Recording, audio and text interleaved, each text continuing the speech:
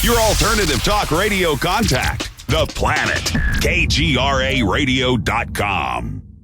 With infinite complacence, people went to and fro over the earth about their little affairs, serene in the assurance of their dominion over this small, spinning fragment of solar driftwood, which by chance or design, man has inherited out of the dark mystery of time and space.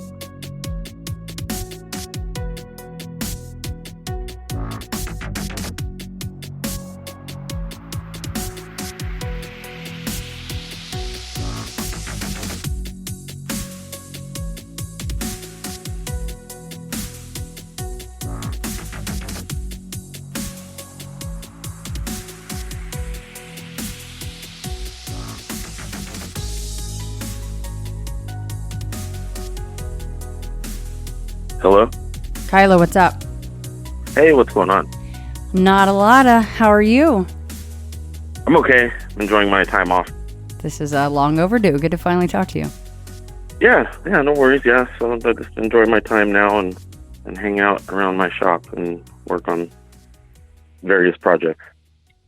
Yeah, and I promised to mention the fact that a big part of my wall of weird, as I like to call it, has some things that you sent to me, including, as I mentioned, my favorite sticker, which is Doc Holliday, and it is I Have Not Yet Begun to Defile Myself, which is from one of our favorite movies, Tombstone. Yes. So yes, it was on TV this morning, and I couldn't get away from it. Yeah, a couple parts. It doesn't matter how many times that thing's on. Even if I have stuff to do around the house, I'll just leave it on in the background. It just makes me happy. It's a very comforting movie. It really is.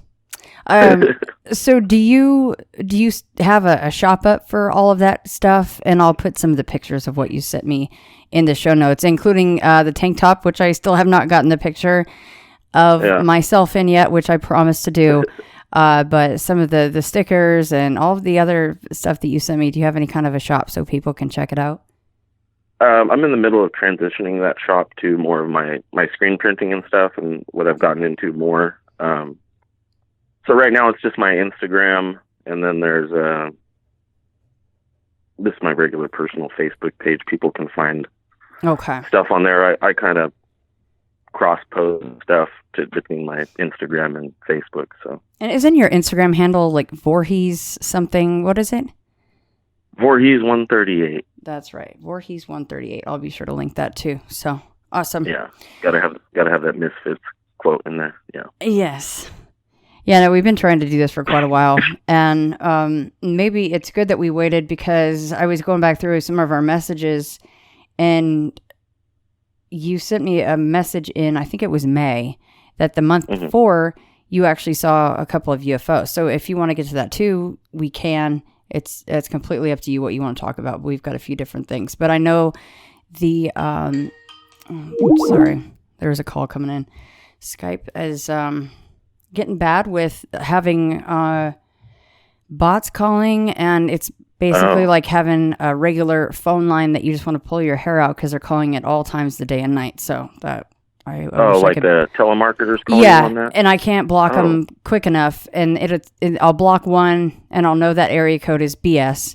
So I block that number, and then they'll just call from the same area code but a different number. I'm like, you guys are relentless. So get that on my cell phone like at least 5 times a day of different people. It's so frustrating. Like some weird random number from New York called last night at like 11. I'm like, I don't know who you are, but I wish I could burn you down. Yeah, to the ground, yeah. Yeah, I'm like, it's 11 at night. What the hell is wrong with you? All right. Probably trying to sell you some insurance that you need. Probably, yeah. Oh, no, my favorite one was I was at work and I saw that someone left a message, and you can tell that their English is not the first language when they programmed the bot to say something. And it said, what did it say? It said, your social security number has been turned into the cops, and you owe blah, blah, blah on your taxes. And I'm like, who says you'll be turned into the cops? Nobody says that. And the IRS doesn't leave freaking voicemails. So guys, if anyone's getting those, don't worry about it. Just either report it or ignore it, because for God's sakes, especially don't call them back and give them any information. The IRS would never contact you like that. No, they will only contact you through the mail. That's right. Exactly. Yeah. And at the end of the message, it was threatening, saying, "You will be taken directly to jail." And I'm like, is this Monopoly? Do not pass go. Do not collect $200. You will go directly to jail. I'm like, who typed this in this bot? This is hilarious. I should play that on the air. I think I saved it. It's a gem, basically. Oh, you got the cough like I do, huh? I smoke too much. It's a bad habit. Oh, yeah. That'll get you. But yeah, I've got a little. It gets worse at night, but got a little cold and a little cough. So it's my Doc Holliday little tribute. That right? Yeah, exactly. You're like, I love Tombstone a little too much, but that's okay. There's no such thing. I'm always cosplaying as Doc Holliday. Yeah. You got the duster on, the jacket, and the whole, I love those duster jackets they wore. And then I love the one that he's wearing when they have the first shootout and he like lifts it off and then he has the shotgun. Yes. Just the way that whole thing, he looks so cool right there. And you didn't even, that's, I guess, a good reason to wear a duster jacket because, by God, you couldn't see his shotgun. No. Yeah. He went to work real quick on that guy. Yeah, and they always have that Western swagger walk. And then the way they walk was like perfect for holding a shotgun. They walk a little stiff-legged maybe back then. That was the Western swagger. So it all just was incognito. Yes. Val Kilmer's greatest movie, I think. Absolutely. Yeah. That and Top Gun him. You gotta love Iceman, right? Oh, yeah, true. Yeah. He's not as cool as Doc, but no, he's up there. In fact, a lot of times you just want to punch Iceman in the face and you're like, calm down, bro. But that's, I guess, par for the course when you're talking about flight training such as that. So exactly. All right, Kylo, let's jump into this. And did you want to start off by talking about your brother? Let's do that in a little bit. Okay. I feel like I've had a couple eventful nights here. So about a year ago, I moved in with my aunt, and this is my grandparents' house. And they've passed away, but they left it to my aunt. And I've kind of always grown up here in this house, so I'm very comfortable here. I know where everything is. My aunt's been very good to me and letting me. She used to do ceramics in this shop, so it's a pretty decent shop. So I'm able to do my screen printing and my art and my masks and all that stuff. So I've kind of taken it over. Mm-hmm. But my grandpa passed away a couple of years ago, and really ever since I moved here, I felt that something was going on. Couldn't really put a finger on it or anything, and I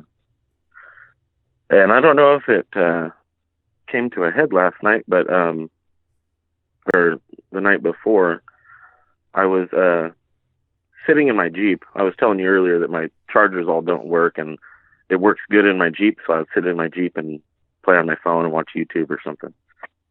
And in our backyard, there's a little enclosed patio, and we always have a light in there that my grandpa put up. He was really proud of it. It's kind of an oaky thing, but he just put a whole bunch of Christmas lights in a mason jar, and that was kind of like the little patio light, and it looks really cool. Mm-hmm. Kind of like oaky, crafty. And so it casts a little light in there, that I can look out in my Jeep and see into the little patio.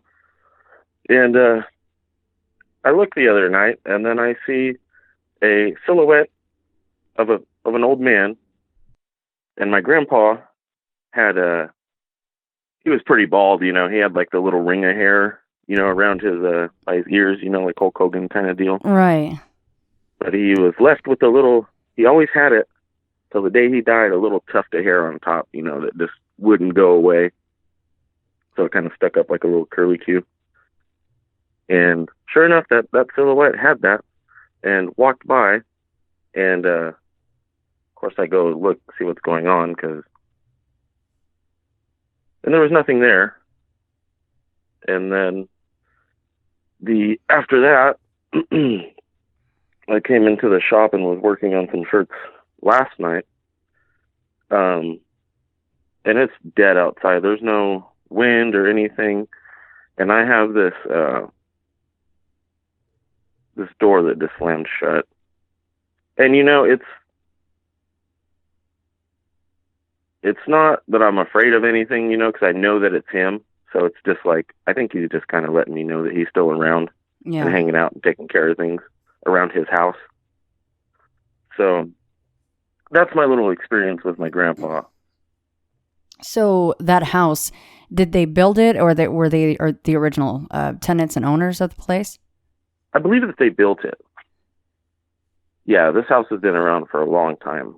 There used to actually be, it's more residential now, but they actually had, apparently my grandpa used to have a bull in the backyard, and you look at the backyard now and it's like super small, but I guess for that time it was kind of big. And that bull got out one time and tore up our neighbor's yard, and they were all mad, but my grandpa didn't care because he had his prize bull. That's awesome. It's just hanging out in the backyard, huh? A massive animal. Yeah, just hanging out. Mm-hmm. So yeah, that would lead people to assume there were a lot of impressions and emotions, happy and sad and everything going on through that house and on that land, huh? Yeah, he had passed away, and it really sucked because I didn't get to be here a lot towards the end, but I remember I was at a concert a couple towns over. I forgot what band it was. Everclear and some other bands. It was like a 90s alternative rock little festival. They had a couple other bands that were popular. And I get a phone call from my cousin who had kind of been living here off and on, kind of to help with my grandpa, because towards the end he was on like hospice care. And I get a call that, it's not good. Come home.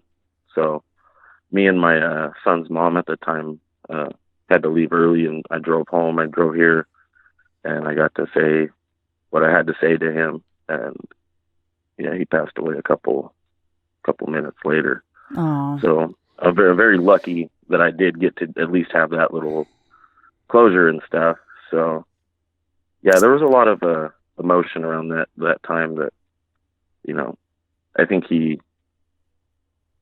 he knew, and maybe that's why he's still hanging around and checking on things, I guess. So he was coherent when you were able to have those last words with him? No. Okay. But isn't that interesting, though? It's like he hung on so that you could say that, and then he left a couple minutes later. Yeah. I was very, very lucky that we beat the traffic on the way home, and everything kind of worked out in that sense that I was able to be here for that. So what about your aunt? Has she experienced anything, or is she not the type to really talk about that stuff? I don't think she's the type to really talk about it. Like, right after that happened, part of me wanted to go run into the house and be like, "Oh, Aunt Brenda, like, I just saw Pop." We call him Pop, and I just don't want to bring it up. She still takes it really hard, even till this day. So, right. Something I just keep to myself. I told my little cousin, and she's like, "You know what? I believe that." She's like, "That old man would hang around just to mess with guys." No, he was kind of ornery. Was he? Oh yeah. So what about he reminded me? Sorry, go ahead. Oh, he reminded me of kind of like Clint Eastwood in Gran Torino. He'd just sit on his porch. And gotcha. Clean his gun with his dog right there. But kind of keep all the kids safe, around town and stuff. Right. So he was a good guy, though. So is there any significance as far as the particular door that he chose to slam shut? Is that a door that he would often do this to, or?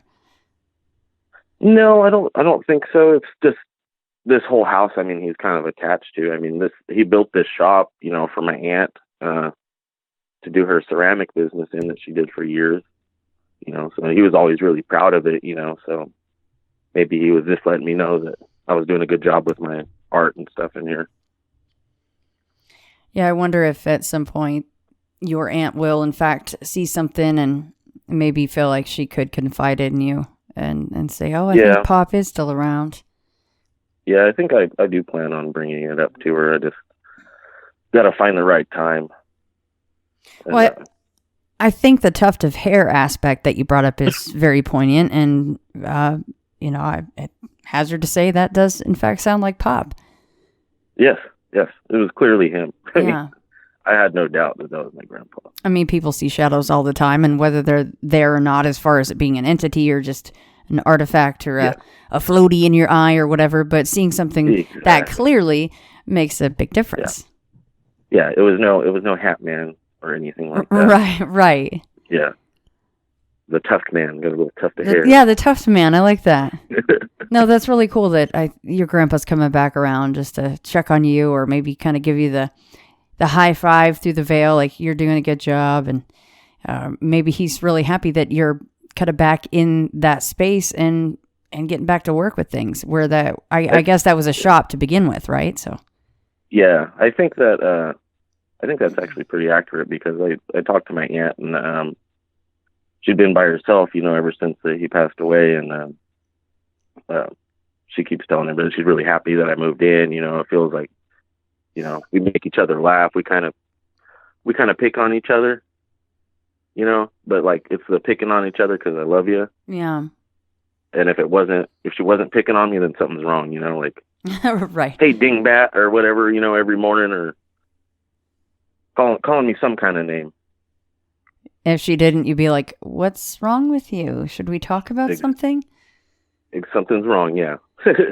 Now, did your grandmother pass a long time before he did?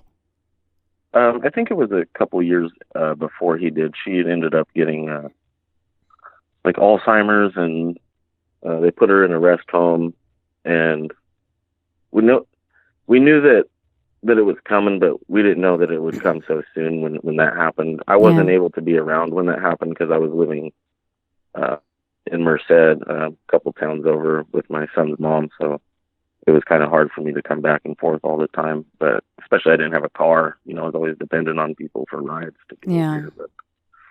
But yeah, they're back together now. I think my grandpa was kind of hanging around here though, but I don't really get anything from my grandma.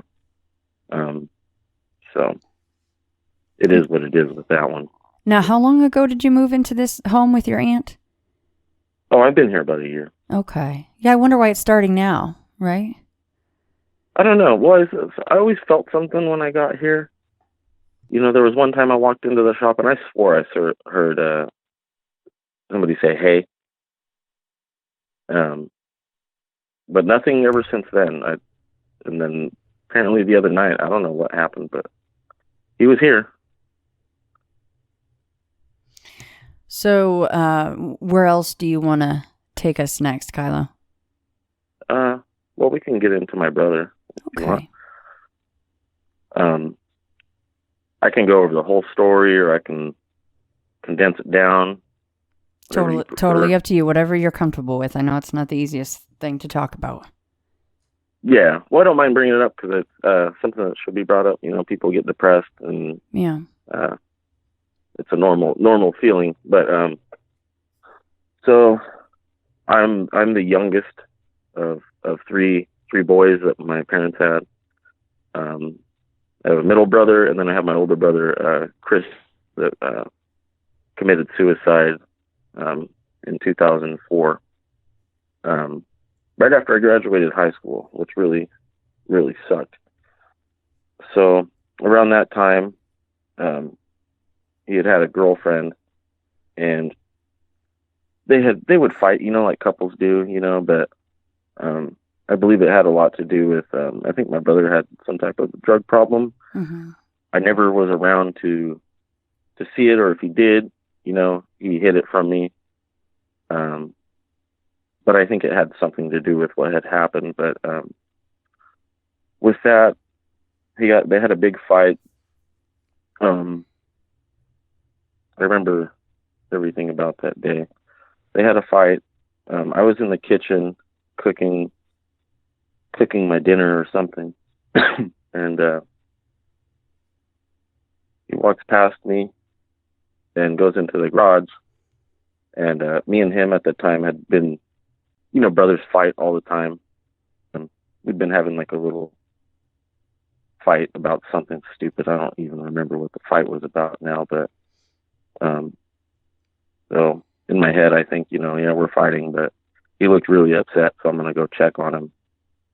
So I go into the garage, seen what he had done. He had hung himself. So I just really don't remember thinking, but I remember I went into the house. I got my other brother who was there. I said, "Hey, you need to come help me. You need to come help me." And my other brother's girlfriend came out too. So we didn't know how long he had been there. It'd been like a couple minutes, you know, in between me hesitating in my head, like, should I go check on him or shouldn't I? Right.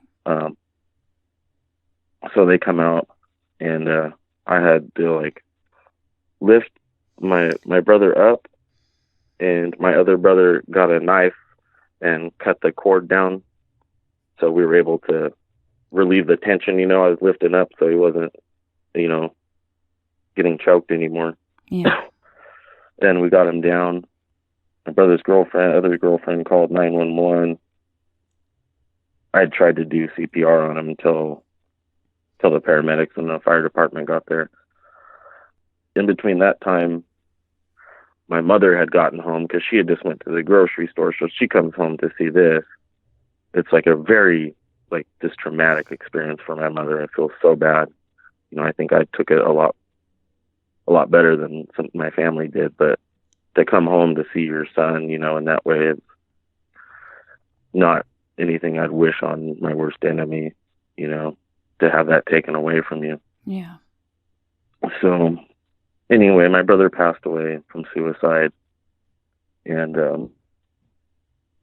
it was maybe a couple days later that, you know, when there's a death in the family, I don't know how it is with other families, but in particular mine, you know, you get a lot of friends and family coming by, bringing you food, checking on you, you know, willing to stay there with you if you need, or go run your errands. You know, they just want to take care of you because they know that you just lost, you know, something really important. And so one night I remember having a barbecue or a bonfire with my friends in the backyard, and you know, just sitting there telling stories about my brother, you know, funny stuff I never learned about, you know. Excuse me. And you know, we're laughing and having a really good time, and it's later in the night and everybody's starting to head out and leave. So I put the fire out and start walking down the hall of my old house. And at the end of this hallway is my mother's bedroom, and she went to bed earlier, just forcing herself to sleep, you know, 'cause she really couldn't. But I don't know if you've ever walked down a hallway, or like at nighttime when the TV's on, you can kind of see like that blue glow, you know, from a room, you know, from down the hall. Mm-hmm. I'm walking down the hall, and I look up, and I see my brother that passed away at the end of the hall look at me, and then look at my mom, and just it was like he was the one that was like crying, and like that he was sorry. And I think he was there trying to take care of my mom. And it wasn't like, it was like he was really there. Like, it wasn't like a transparent or anything. Mm-hmm. It was like he was physically there, because he was wearing what, you know, his normal clothes, and that's what I thought was kind of weird, you know. But no, he was there, and I think he was just checking on my mom and making sure that she was okay. And then beyond that, I don't know how I felt like I've communicated with him in my dreams a few times, because I remember having one other dream where it was at my grandparents' house, my mom's parents' house, and they had this garage that my other grandpa built in the back, and that's where he kept all his old boxing posters and stuff he was all proud of. And I remember in that dream, it was a family get together, you know, we were all sitting in the backyard like I remember when I was little. And he comes out of that garage or barn type thing. And I tell him, "What are you doing here?" I was like, "You're not supposed to be here." He's like, "But I had to come." How? He's like, I had to come. He wouldn't answer. He's like, "I just had to come to say that I got to say goodbye and I'm sorry." And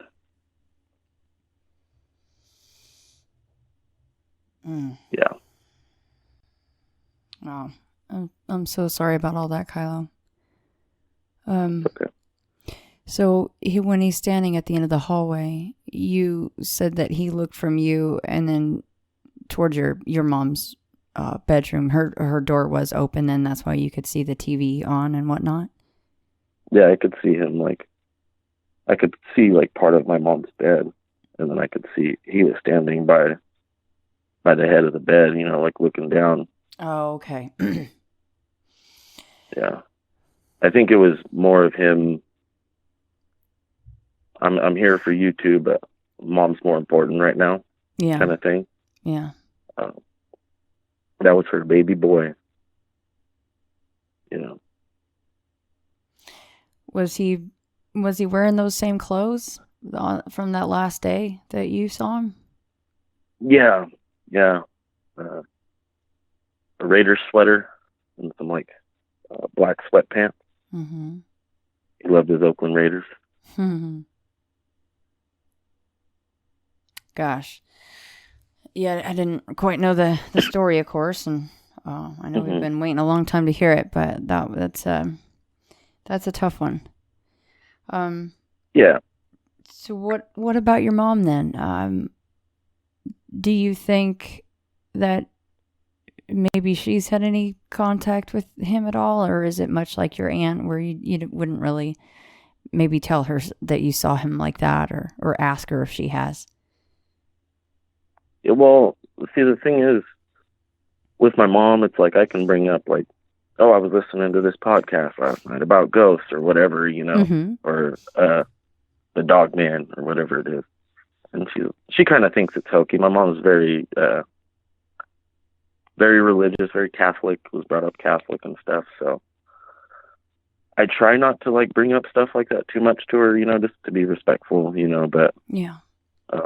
I think there's a time coming soon where, it's been long enough, that I can bring up this story, and, I don't know how she'll take it, but I'm hoping that she'll take it, like in a good way, Right. that he came to check on her. Well, especially that she was finally, from the looks of it, getting some rest, much needed sleep after something so traumatic, and having him actually standing right next to her and looking down on her, like protecting her, like you said. I think I would imagine she'd see it as a positive. Yeah, well, and it's funny that you mentioned that. They named my brother Christopher after Saint Christopher, and the little thing for Saint Christopher is protect us. So I think that had a little to do with what happened, or that little incident, that he was there protecting,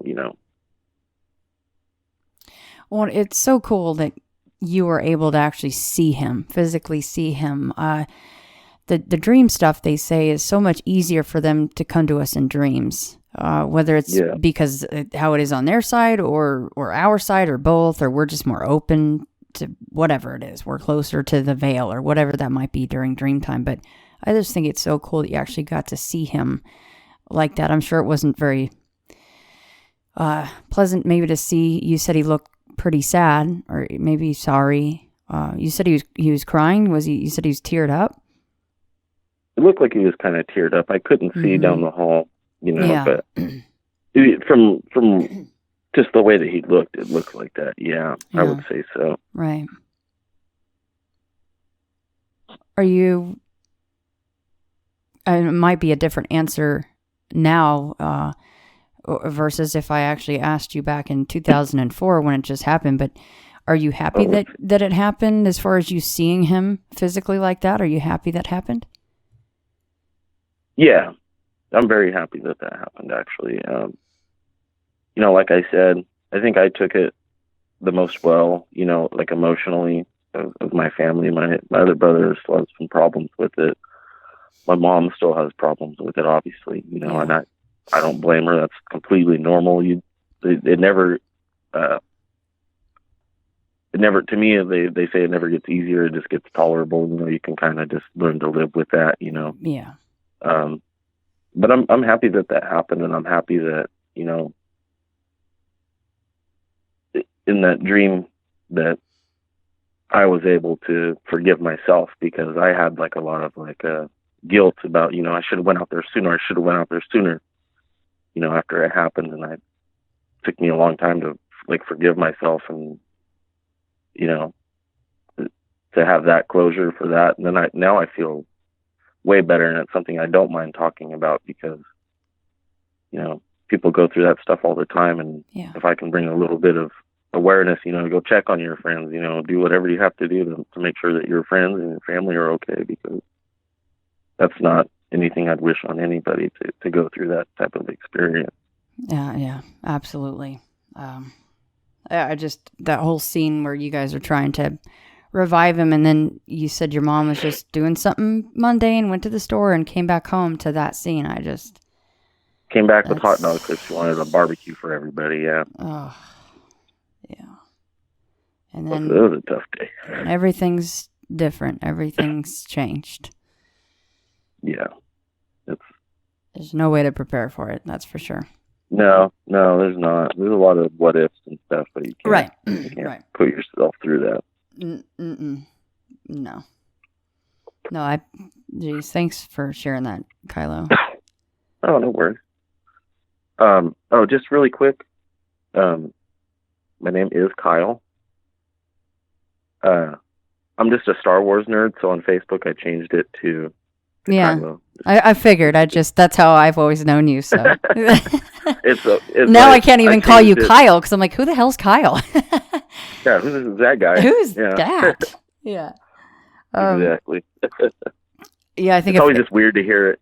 Right. You're like, you're saying it out loud. I don't know who this Kyle is. So stranger. Yeah. Who that? So do you think then that if you were, because I know you listen to all these podcasts, and you're familiar with mine and others, and you're ingrained in this like a lot of us are. Do you think then that and you've heard me say it a lot, there's just certain people that are about as open and psychic as a rock, like myself, and then other people like you that maybe are more open, not even just open, you're able to see things like that, or experience, these very real dreams where you feel like that actually served a purpose because you got closure from this dream, and that's very profound. Yeah. I don't think that, I know that people will say that, oh, that's just your mind's way of dealing with that type of trauma and your way of getting over it. But some of the details in these dreams and stuff, and the way that I don't believe it's that. I believe that it's, somebody really, really wanting to come back from the other side to let you know that things are okay, and you don't need to beat yourself up over it. You need to go on, move on with life. Yeah. Yeah, I think I've always just been kind of open to this stuff. I was just, ever since I was little, I remember seeing UFOs. I remember watching horror movies with my mom, and just getting feelings about walking into a place and getting, it's always been kind of weird, but I just learned to live with it. And I don't know if that played in my favor, getting to have, that connection with my brother still. Yeah. So do you think you're more the vein of, just as you have been, just going about your business, and you're interested in what you're interested in, and you're working and you're doing your everyday and just letting it happen if it's supposed to? Or, have you ever thought, gosh, I should, I don't know, all these different things that people do to get in touch with loved ones, whether it be, and I'm not trying to, say anything nefarious or good about any of these things, but, psychics or Ouija boards or tarot cards or a seance, or, you can go down the list of all the things that people have done in the past and in the present to try to get a hold of loved ones. I don't think that I would necessarily like search it out. If it happens, it happens. I think at some point that there'll be like some, when I pass on, we'll all be reunited somehow or whatever. Yeah. Or at least our energies or whatever will be put back in sync together and be able to say what you had to say and do what you needed to do. But to me, I just let it happen. I think those other ways are, you got to know what you're doing to do those. Yeah. Not to say that I couldn't, but I just would not take the chance of letting something else pose as a loved one and try to seduce me with their darkness. That's exactly what I was thinking, is when you said pose as a loved one, I was thinking of the exact same situation. Like we always talk about these trickster elements and things that they don't have any good intentions. They're out there. Yeah. They would just get a kick out of it, which is not nice to do to those of us who are left behind when someone leaves, and we might actually be trying to contact them. But considering what you've had going on so far from both Chris and your grandfather, it sounds like you're a pretty good receiver for this stuff, which is awesome. And I think maybe it's just a matter of time before, you maybe hear from either one of them again. Oh, I'm sure. I think they know when to come, but like in my head, I don't know when they need to come, if that makes sense. Like, right. They sense something going on with me that I may not sense, and they think that they need to come. That they think that they need to come to check on me, or to make sure I'm okay, or just let me know that, hey, I still got your back. I'm still here. Yeah. Kind of thing. I guess until any of us find, like from Beetlejuice, the handbook for the recently deceased laying around, I guess until then we just have to wait for this either very subtle little things, Mm-hmm. Not that you've gotten very subtle hints that your loved ones are still around, which is so cool. But I think even on Amazon, they've got, it's a blank journal, of course, but it's handbook for the recently deceased. I'm like, I got to get that thing just to have it around. I seen one of those on Etsy, and it was a blank one too. Like, and I do my art and stuff. I was like, that'd be like the coolest sketchbook ever to have. Really would. Yeah. It would just, it's another thing that just like anything Tombstone, I'm like, I just like the movie Beetlejuice and the handbook for the recently deceased. I mean, we all have, maybe there are caseworkers on the other side, and they're like, okay, well, you know what, Chris, you gotta make a little visit to your house, and go check on your little brother. Kyle's gonna kind of see you, and you can kind of go and check your mom, and I don't know. Who knows how it works on that side, but it's pretty damn cool. Yeah, that's very plausible, though. They have that. Hopefully there's not those creepy guys, or that one guy, he's completely flattened by we're assuming a large vehicle, and he's delivering the mail, and he just slides into the wall.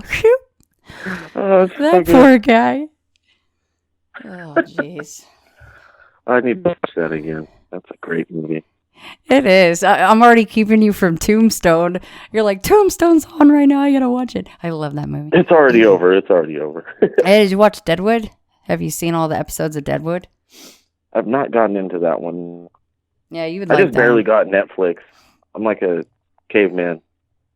That's all right. Like, you'll catch up. What is all this stuff on there? Yeah, you'll actually, I think Beetlejuice is on Netflix right now, if I am not mistaken. I think, maybe, possibly. I could be wrong. But yeah, if you do, I know you do. You like Westerns, so you would absolutely flip out over Deadwood. It is so incredible. I will. I think I forgot one of the main actors that's on that show, but I see him in all the posters. He's like Ian McShane, black hair. Yes. Oh, he's such a badass in this actor. show. He's incredible in Deadwood. I think his character, Al Swearingen, was absolutely 100% made for him, period. Really? Oh, okay. And it's funny because if you watched Sons of Anarchy, which, yeah, not most of, I always use these too big of words. Many of the actors from Deadwood are in Sons of Anarchy. And obviously it's probably like maybe the same casting director and they like these people. But there's so many of the same actors in both of those shows. So, yeah. Well, I loved Sons of Anarchy because I remember watching it, and they would mention like the towns that they would ride through, like Stockton and Lodi and Modesto. That's where I'm from. I always thought that was really cool. Another fantastic show. Yeah. When Marilyn Manson's character, when he bit off his own tongue in the prison, I was like, holy shit. That was amazing. Yeah. I believe Henry Rollins was on there too as a white supremacist. Yes. I don't remember who she was the lawyer for, but she plays Calamity Jane in Deadwood, and completely different character. And I went through the whole first season going, where do I know her from? But the second it came to me, I'm like, no freaking way that is the same gal. You know, as a lawyer in Sons of Anarchy, she's all very put together and straight edge, and she's got her professional, suits on. And then in Deadwood, she's a complete drunkard, in Calamity Jane. And she's a foul-mouthed, she's one of the best characters on that show. But anyway, if you have a chance, check out Deadwood. I really think you'll like it. And no, I'm not getting paid anyone to say that. I just, I like to talk about movies and TV shows. So that's a recommendation for everybody. I will have to check that. I'm trying to still get into, I haven't even watched the first episode, but the Haunting of Hill House, I think it's called. You know what? I haven't either. So that falls on both of us to watch that because I keep hearing, that's really good. Yeah, that it's actually quite terrifying. And I'm like, we'll see. Because a lot of shows and movies say that, and they're quite the letdown. Exactly. Yeah. I keep wanting to call it the House on Haunted Hill, but that's exactly the same thing that I do. Was that the one with Liam Neeson and what's her Michael Douglas's wife? Catherine Zeta-Jones. Yeah, is that one, or is that? I don't know. I get that one confused. I think that's a different. I think that's The Haunting or A Haunting. But the House on Haunted Hill, I remember the Vincent Price one, which was like the best. Oh, yeah. Mm-hmm. Yeah. Yeah, there are still some good ones out there. Oh, you know what I watched last night, which is on Netflix? I just put it on because I was doing some dishes, whatnot. Bram Stoker's Dracula is on there. Mm-hmm, mm-hmm. Oh, that's Gary Oldman, Tom Cruise's, Keanu Reeves. Yeah. Keanu Reeves' poor British accent in that movie is so bad. So great. Oh, man. It's so great to me. It's so bad it's good. Yeah, exactly. He's very proper English in that one, but and really quick, also back to Beetlejuice. I've been doing some Beetlejuice shirts. Oh yeah. So we'll have to get you one of those. I got a sandworm that I did. Oh my goodness. Mm-hmm. And it's what is it called? Like an oberos or an oberus? It's a snake eating its own tail. Oh, I forget the name. I know what you mean though. Mm-hmm. Yeah. Eating its own tail, and I think it's really funny. Oh, so that's we'll have to get awesome. you one of those. Well, then it's fitting that I brought up Beetlejuice. Then that's definitely another good flick. It's funny though when you watch it on TV. Sometimes they'll cut out the part where the strip club section. Excuse me. Oh, that's the best part. We're both popping off. I know, and they cut that out on TV sometimes. Maybe, I don't know if they think it's inappropriate or they're just like, well, this part is just fluff, so for time's sake, we're going to cut it out, Yeah, Dante's Inferno is the name of Dante's Inferno, yeah. He's like, hey, girls, and he's like doing that funny little walk hop that he does. Yeah. Still got the thorns popping out of his body, which would come in really handy at some points in real life, just... Oh, I wish I had that because I don't like people when I go to Walmart, especially the holiday shopping. Everyone should wear GoPros when they go to Walmart because you just never know what you're going to see. Yeah, you see some strange people there. Yeah. Mm-hmm, mm-hmm. All right, Kyle. Well, hey, I got it out that time. It wasn't weird. I called you by your real name. Yeah, you did it. Rolled right off my tongue. How about that? So do you want to finish off with the UFO sightings, or it's totally up to you. Yeah, we can do that real quick because it's kind of a quick story. Okay. Actually, I can condense 2 stories into one story. So when I was little, I remember there's a town up in the mountains, and there's I think they call it the 50s Roadhouse, and it's a little diner type thing. Get some really good food up there, and my family really loved that place, so my dad would always want to go up there. And it's very funny because I remember the conversation that was held at that table between my dad and his we went with some of his coworkers. And being a little kid, like for some reason they started talking about UFOs, which is really weird. But as a kid, I'm just like sitting there like hanging off every word. I'm like, this is so cool. And I think they were talking about one time that they had seen something.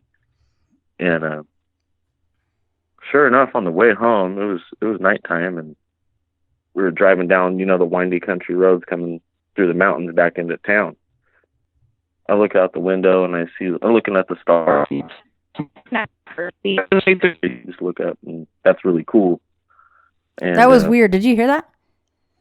No. Maybe your voice, I don't know. Maybe it's just the way it's happened to sound, but it sounded like another voice just crossed over yours there for a second. Oh, maybe it's the NSA. Let's hope Keeping so. us safe. I've said it many times, until I see a black sedan or a black Tahoe follow me around, I am not doing my job. So, hey, right? I'll have to listen back to that. It might have just been one of those weird lines crossed things. Yeah. But yeah, once we hang up, I'll actually, hold on, let me make the time marker so I can go right to it and see if, anyway, yeah. Sorry to interrupt you. Go ahead. No worries. I was looking up out at the stars, on the way home. My parents were up in the front seat talking, and I look out, I see a little light, and I look at the stars, and the stars aren't moving, but that light's moving. And it was just like a kind of far up, but a white light. But then it would get like a little bit closer, because we're the only ones on that road, at that late at night, because my parents were hanging out late with their friends. Mm-hmm. And this keeps going, but it gets like a little bit closer and closer to us. And when I say closer and closer to us, I mean like coming down, like it's getting bigger, like it's descending in a way. And I don't think anything really, they weren't going to abduct us or anything. I think they were just kind of checking out what was going on. But it just happened to follow us and would keep its distance. I don't remember, because I was really young, but I remember that it kept its distance, but it would, when the road would curve, it would curve, and it was just like, it seen a light down there, and it was following that light kind of thing. Were you the only one that saw it? Yeah. I didn't bring it up to my parents. Okay. Because I knew they were going to, shut up, kid, kind of thing.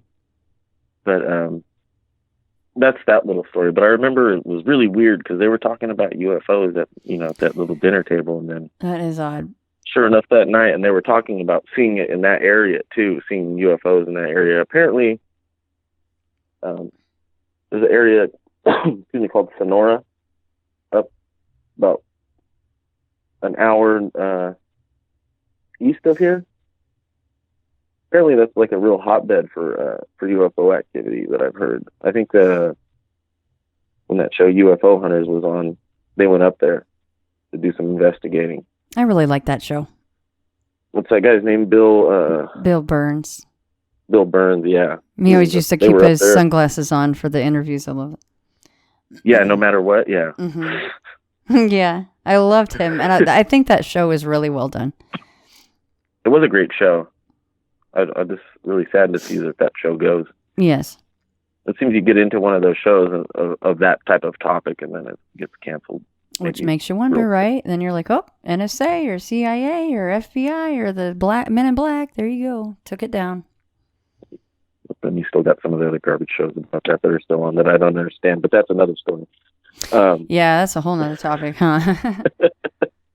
And then the other little story real quick was, I had, was out in the shop finishing up, closing up cleaning up all my paints and all that stuff and getting ready to go inside the house. And I figured I'd sit out in front of the shop, and there's like a little awning under it. And I kind of sit there and I'll have a cigarette, before I go in the house or whatever.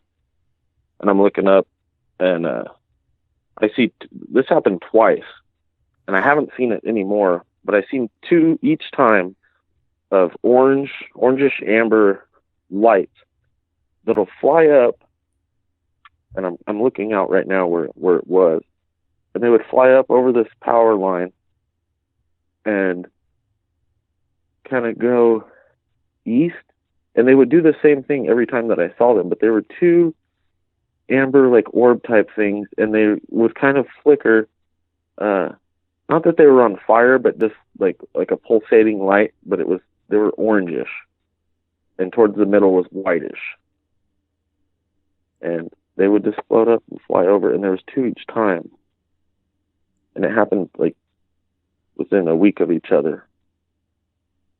And when was this? And this was back in April?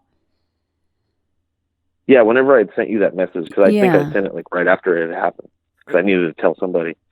Yeah, you texted me like I think in the first part of May, and then you said the previous month this happened. So you said they go over the power line. So that's how low they are, or just in reference to, like, as far as in reference to where I see them. I don't. Okay. They were probably, let's see, from my house to where they're probably like 100 yards, 150 yards out and up over the skyline where I could see. They were in the sky, not that's not hanging too far, out over houses. Wow. No. I tried to look up. I'm like a skeptic to myself, so I try to look up like things. Oh, it's not a weather balloon. No, it's not this. It's not that. And did anybody else report seeing anything like that? Like if you go on, I don't know if you go on MUFON or anything, but no, I didn't check that. Always bring that up, but it can be a serious tightrope to walk, because not only do they have to see it, but they have to get online and make the report, which a lot of people don't do. So yeah, no, I tried. The thing I did is I tried to look up what I thought it could be, and then I looked up. There's a neighborhood group that I'm in for people that live around this area, and I tried to look up maybe if anybody else had seen it, but it was kind of late at night, so I figured a lot of people were just in bed. No, I think these are illegal. Definitely there in California, especially considering what's been going on in the last couple of months with those wildfires. But I think Chinese lanterns are illegal, but it doesn't mean that people wouldn't light them. Is there any way that they floated up from a backyard and then went east? No, I've seen those, and I've watched them, go down the Bay Area and stuff when they do that. Yeah. And I've seen them really far out. I've seen them when they go over the ocean. I know what they look like when they're far away. It wasn't that. These were like pure, just like orangish amber light. Now, what were they doing in relation to each other? Were they getting close to each other, or? They were kind of parallel for a while, but they would stay parallel. One might kind of drift off a little bit higher, maybe a little bit higher, but they would always stay together. And I don't know why, but it happened two times, and it was very similar. I don't know. It could have been something else. Maybe I don't know, but I know what I saw, and I know that I could use in my mind to disprove myself that, it's a balloon, it's something. I think it was UFO. It's good that you actually went in and tried to look stuff up, what it might have been. So I like that. That's cool. But it is weird that they acted the same way and had the same flight path twice in a row. I mean, that also, to me, kind of takes out something like a Chinese lantern or some random floaty thing, because I don't know how you would get random whatever floaty thing to follow the same path, basically, right? Yeah. Yeah, it was literally almost the same path that I'd been into each time. That's cool. I like that. Yeah. So do you think they would be out there? I mean, are you, considering that you're a smoker, then I assume that every night before bed, maybe you go out and you do sit outside the shop to smoke, right? Mm-hmm. Yeah. Oh, and I like to look at my phone a lot and watch, YouTube videos about random stuff, or I'll watch Dogman Encounters on there. Mm-hmm.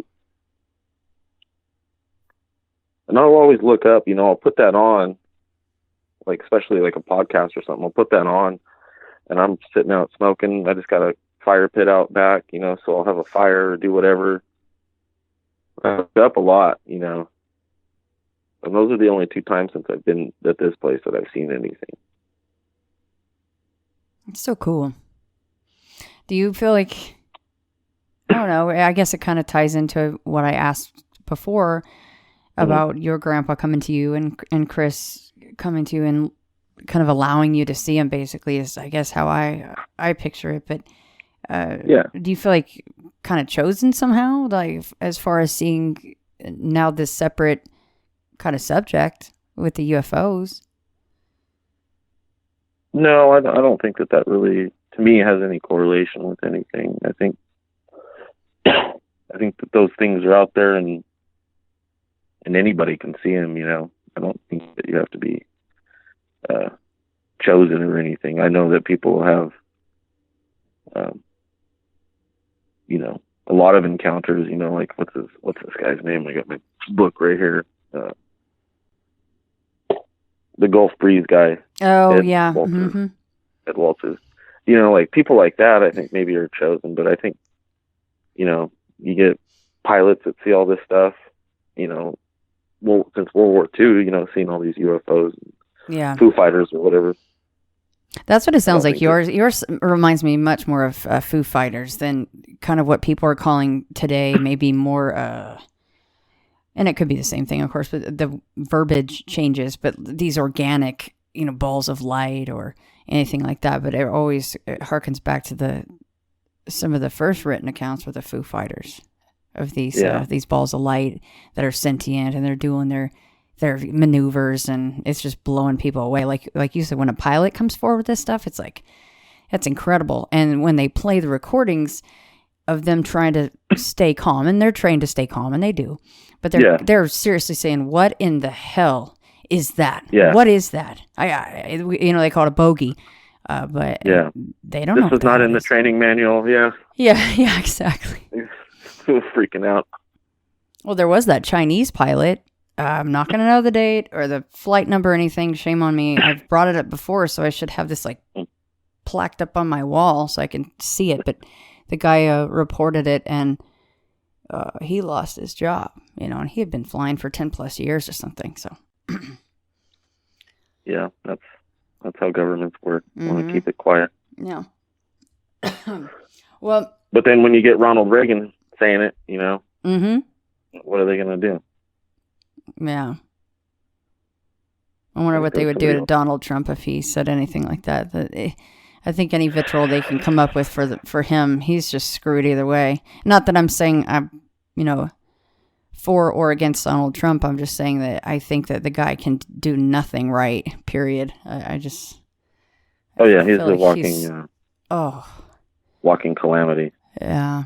Yeah, he could walk on water and heal sick babies, and they would still just hold his toes to the fire and call him Satan. I don't know. I'm just saying.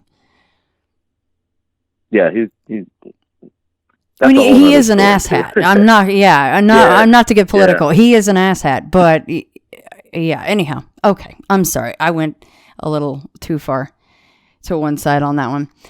Well, I think we could agree that I'm sure I would share your opinion. Yeah. Yeah, I don't get political, but I feel like sometimes certain people get a slightly unfair shake at things, and I'm not defending anyone. I'm just saying, okay, I'm done. When you talk about stuff like that, I mean, politics do play a part in, they try to keep it quiet. That's true. And stuff. So. Yeah, absolutely. Yeah, it's kind of. And I kind Fine line to talk about. I kind of joke about I'm waiting for the black vehicles to follow me around, but I'm kind of not, because I've heard other podcasters or radio people say, "Whoa, it's weird. I hear it clicking on my phone line, and then I have these black vehicles following me around, or they actually will see a man in black or something." I'm like, I don't get that. I want to see a man in black. Yeah, dude. I would love that. Then I'd know I was getting somewhere. I'd hold his hand and be like, "Where are we going, man? Like, let's go." I'll take a ride in your car. Sure. Yeah. Here, little girl, you want some candy? Well, sure. Let me go with you. That's how to kidnap Shannon. Yeah. Pretend to be a man in black. Just purchase an old blacked out car, totally murdered out, all the tint around it, a big ass black car that you can fit about 10 bodies in the trunk, just like, Goodfellas or Casino or something. And then pull up in front of my house, and I'll probably be like, "Oh, sweet, I am onto something now. I'll get in." Yeah. Because I guess I'm pretty smart like that. I want to know so bad that I'll get in a random car. Me too. Yeah, I want them to click on my phone line. I want them to hear what I'm talking about. Yeah, I have a click on my line, but it's only when I'm on a certain computer or something and it's not working properly. And then when I go back to listen to the interview, and I'm like, "Oh, well, that's clicking and cutting out entire words. Awesome. New computer time." Yeah, I've had that happen, but it was nothing I could blame on the Men in Black or anyone watching me because I'm so important. Yeah, I wish they would watch me and do all that stuff, but it's coming. I haven't gotten on their radar yet. Our time is coming, damn it. Yeah, exactly. Me too. I'm like, I know it's going to happen. One of these days, I'll be like, "Ooh, weird shit's going on. I love this. All right." Yeah. I say that now, but 10 years later, I'm like, still waiting for you guys. What the hell? Well, Kyle, thank you so much for coming on to share these experiences, like you said, especially with Chris. And it is important to talk about it, and it does feel good after a certain amount of time passes, of course, to speak on it. And I think that anytime those of us that have had a loss like that, even just, I wasn't trying to interject my own personal stuff in there. I try not to do that every single damn time, and I didn't want to do that this time. But even just hearing you talk about it, it just makes me feel better, and it is a nice cathartic thing to do is talk about it and just have a discussion and listen to somebody else relay their experience. So I thank you so much for doing that. Oh, it's okay. No problem. Been a long time coming, so finally got it done. Yes. Well, I wasn't going to make you stay up until whatever the hell time. We're just like, "Oh, no, I'll stay up till 1 or 2 in the morning." I'm like, "No, you poor thing. You can't do that." And I will make sure to link. Your Facebook is Kylo Cantwell. That's Cantwell for anyone that wants to look you up on Facebook. And then Instagram is Voorhees138. So you guys go check Kyle out there. See, now I got to totally relearn your name. I don't know who the frig Kyle is, but okay. No. We'll just stick with Kylo. Yeah. Yeah, when you see more UFOs, you're going to have to contact me again. Now that I remember, I actually have one set up for my screen printing stuff, which actually has a lot of the other stuff on there too. That's Primo Victoria Printing, spelled like it sounds like Primo, Primo, Victoria Printing, at Instagram, or however that works. Primo Victoria Printing on Instagram. It's at Primo Victoria Printing. Okay. There you go. I was trying to say at. No, that's okay. Okay, I will link that as well, and I will follow that page myself so I can tag you in Instagram with both of your accounts. That way you can repost it if you want to once this airs on Thursday. Yeah, cool. Well, hey, thanks again, and seriously, if you see any more UFOs, you let me know. We'll do a little follow up. You just maybe you're calling them to you and you don't know you're doing it. Maybe. I don't know. I need to figure out what I'm doing to increase the visits. Yeah, let me know. I mean, everyone's like, you're the one who lives out, Stones Row from Area 51, and not really. It's like 4 hours away, but in Vegas and all Close that with stuff. me. And I'm like, well, I'm just lucky like that, I guess. I don't get to see anything. All right, man. Well, you have a wonderful day, and a million thanks to you for sharing. Oh, no worries. You have a good one, too. Well, I'm so-and-so. I was given this name by my parents. I've been to such and such a college. I've done these things in my profession. I produce a little biography. Buddha says, forget it. That's not true. That's some story. That's all gone. That's all past. I want to see the real you are now. Well, nobody knows who that is. Because we don't know ourselves except through listening to our echoes and consulting our memories. But then there's a real you, and that again leads us back to this question. Who are you? That is the real you. We shall see how they play with this exam by the koans to get you to come out of your shell and find out who you really are.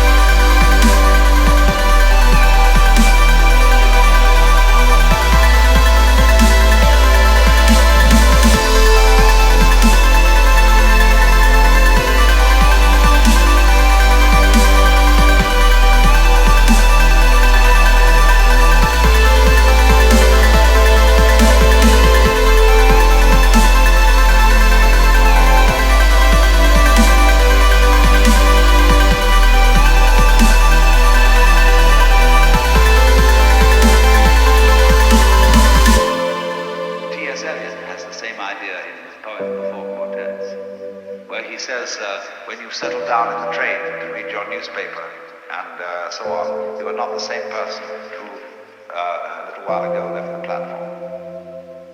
If you think you are linking your moments up in a chain. And this is what binds you to the wheel of birth and death. But when you know that every moment in which you are is the only moment, this comes into Zen. A master will say to somebody, "Now get up and walk across the room." And he comes back and he says, "Where are your footprints?" They've gone. So where are you? Who are you? When we are asked who we are, we usually give a kind of recitation of a history.